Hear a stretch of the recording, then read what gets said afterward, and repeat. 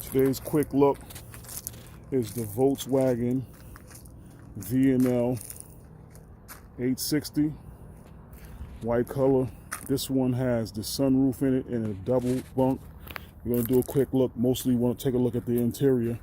But one of the things that I found was kind of interesting on these Volkswagens that I've been moving lately is that several of the new models don't have hub brakes. Now this one, I just looked at it before. I did a pre-trip on it already.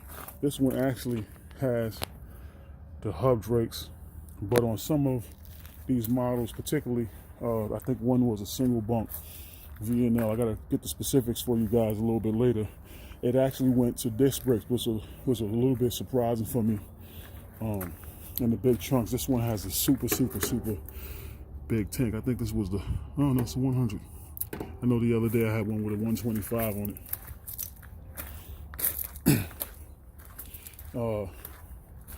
Then just didn't know how to get to the bottom. Just didn't know how to get to the bottom of the fuel tank with that 125. I had like 1/8 of a tank on it and was just putting down the miles. Now I can tell you that I've driven a couple of these Volkswagens. They seem to get great fuel mileage when it comes down. Now this is where Volkswagen likes to put the power shutoff. I don't know if you guys can see that power shutoff right there. In this case, it's on. So if you ever had a problem with that, as far as it not being powered up, that's where they like to put it. I'm really not a big fan of the way they do the side panel. It's a little tricky sometimes to put it in position. You gotta leave the flap open and then pop it in and then close the flap.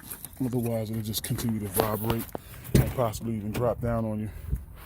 All right, so the interior, consistent with Volvo's methodology, very clean, sleek lines. This is the first time I'm getting in this one, so I can see that they do make changes, subtle changes from model to model. Like, I don't believe the last one I did had that little storage area up there, the speaker area. It might have, because I think the bunk was up on the last one. But I love the way that they do the shades on this. The shades, let's see, how did it go? Oh, see? Yeah, they changed everything. The last one that I did actually had a pull-down visor in the front over there. And the placement of the speaker systems and the AC system was in the back. In this case, the control for the back is actually right here. So again, this I'm actually seeing it as quick as you guys. They have this little fold-down cup holder. Kind of cool. Decent storage space. I believe Volvo for me wasn't one of those vehicles that had a lot of storage space in it. I don't want to break that. What is this? I think this is a staircase. That's interesting. Yes, this is a little staircase they got attached over here, huh? Oh, that's just dope. I like that. That's a nice little neat way to put a staircase out of the way, permanently attached. Yeah, that's pretty cool. TV. I see the TV is common in these vehicles. Now there must be something that I'm missing here. So in this case, in order to open, you have to press the little lever that's on the inside. That's kind of cool. So I'm discovering stuff right along with you guys as I go through this quick look in the interior of the Volvos. They have so many styles, so all of the cabinetry just can't be pulled open. You have to actually click the little click. Now in this one, unlike some of the other ones I've been seeing coming out of here, I think the biggest difference is that this one doesn't have a power inverter and AC unit. Some of the other ones I've been moving recently has had that. And then everything else kind of appears to be standard.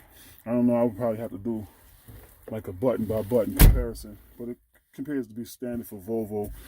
The USB outlets and the lighter outlet over there for power usually has another one down there, which it does.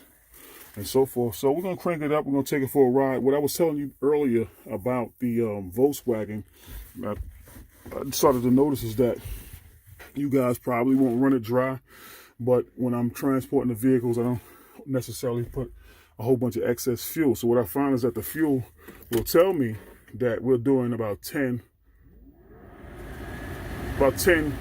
miles per gallon as a bobtail. And in actuality, once I come to the end of the line, I find that the last 30 gallons get knocked off at about 3 miles per gallon. So where the indicator will tell me, I don't know if you guys take a look at that. If you look at that, this set of 0.5 on the dash there, that 0.5 is the fuel economy. It's telling you how many miles per gallon you get. So that's a half a mile per gallon. The trip is 1.4. This vehicle doesn't have any miles on it yet. It only has 1.4 miles on it. So we're gonna really be taking it out fresh. Now, if I click through some of these, it's telling me that I have a 37 gallons in the tank and 185 miles to empty, based on the fuel economy. So here, this remaining fuel, at the point that it gets down to around 30 gallons in the tank, I find that the vehicle starts to get about 3 miles to the gallon, meaning that that number would tick off one every 3 miles or so, which is way different from the supposed 10 miles per gallon. So that's something to keep an eye on. I've seen it happen in quite a few of these vehicles, so we're going to take a look at that, and I'll report back to you as I move a few more of these. Peace.